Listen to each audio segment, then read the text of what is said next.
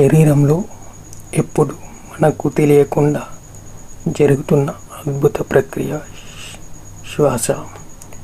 మనిషి మొదటి శ్వాస తీసుకునే క్షణం నుంచి చివరి శ్వాస విడిచే క్షణం వరకు ఈ ప్రయాణం జీవితం అంతా సాగుతుంది.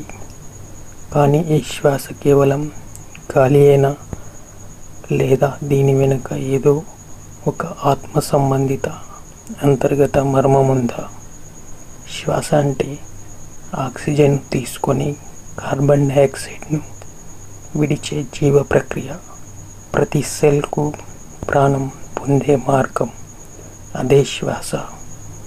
మన మెదడు కొన్ని నిమిషాలు మాత్రమే గాలి లేకుండా ఉండగలదు. అంటే శ్వాస ఆగితే ప్రాణం పోతుంది. కానీ అదే సమయంలో ఆత్మ కూడా పోతుందా?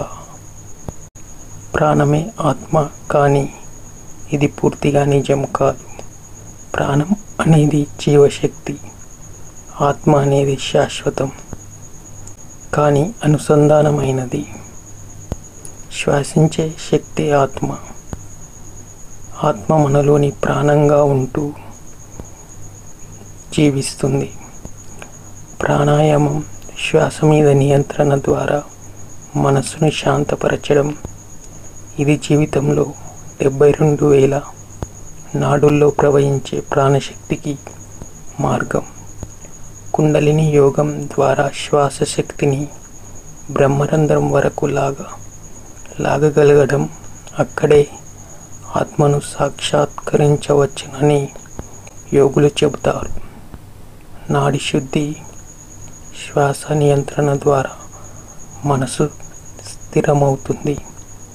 ఆత్మ అనుభూతి చైతన్యంగా మారుతుంది. నూతన న్యూరోసైన్స్ ప్రకారం మైండ్ఫుల్ బ్రీతింగ్ వల్ల మెదడులో ప్రీఫ్రంటల్ కార్టెక్స్ యాక్టివేట్ అవుతుంది. ఇది హయ్యర్ కాన్షియస్నెస్ను తీసుకురాగలదు. హార్ట్ రేట్ వేరియబిలిటీ వంటి ప్రమాణాలు శ్వాస తీరు మన మానసిక స్థితిని ప్రభావితం చేస్తుందని సూచిస్తున్నాయి. మనిషి చివరి శ్వాస తీసుకున్న క్షణం శరీరం శూన్యంగా మారుతుంది. పౌరాణికంగా ఇది ఆత్మ శరీరం విడిచే సమయమని చెబుతున్నారు. శాస్త్రం చెబుతుంది శరీరం శ్వాస ఆగిపోతే బ్రెయిన్ డెడ్ అవుతుంది. కానీ ఆత్మ ఎక్కడికి వెళ్తుందో మాత్రం శాస్త్రానికి తెలియదు. ధ్యానం ప్రతి శ్వాసపై దృష్టి పెట్టడం ద్వారా ఆత్మ వైపు ప్రయాణం మొదలవుతుంది. ప్రాణాయామం శ్వాస ద్వారా మనసును వశపరుచుకోవడం.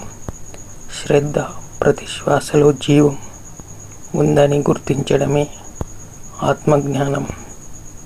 శ్వాస ఇది కేవలం గాలి కాదు. ఇందులో లోపల ప్రాణస్పందన. ప్రతి శ్వాసలో మన ఆత్మ జాడ ఉంటుంది. ప్రాణంలో ఆత్మ ఉంటుంది.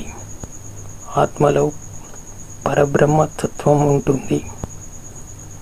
మన జీవితం శ్వాసల గణన కాదు, ఆత్మలో చేసే అంతర్గత యాత్ర.